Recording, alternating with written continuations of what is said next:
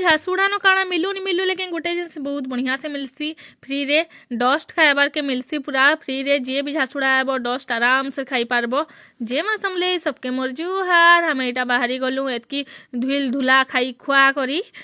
बाहरलु एटा Kartik Punir shopping करी जिबार के एटा पहुँची आलु न झारसुगुड़ा के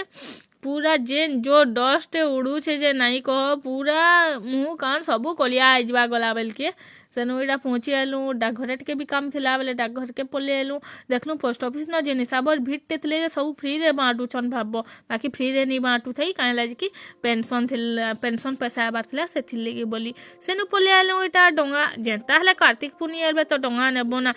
ता संगे संगे गुरुवार पूजा करवा अच्छे बोले धान दुना सबू नेबार अच्छे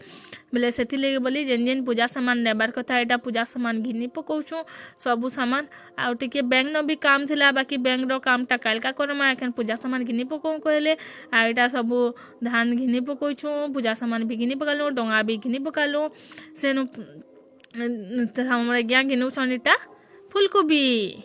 से फूलकोबी ताको बहुत पसंद लागसे से फूलकोबी घिनले सेनु पले आलो एटा घर के जिमु जनता घर के जिमु कहबो बोले फाटक पड़बा हे भगवान ये फाटक माने ट्रेन जाऊे बोले टिके डाकी दऊँ कहलु सेनु तो फ्री रे फेर डस्ट खाइबार के मिलला हे खाई खाई खाई खाई करी घर के आबार के आउ कह पूरा हालत ढिला जीतला इटा थिला हमर छोटी वीडियो जदि भल लगा समस्ते गोटे गोटे लाइक कमेंट शेयर करबार के नहीं भूलबा।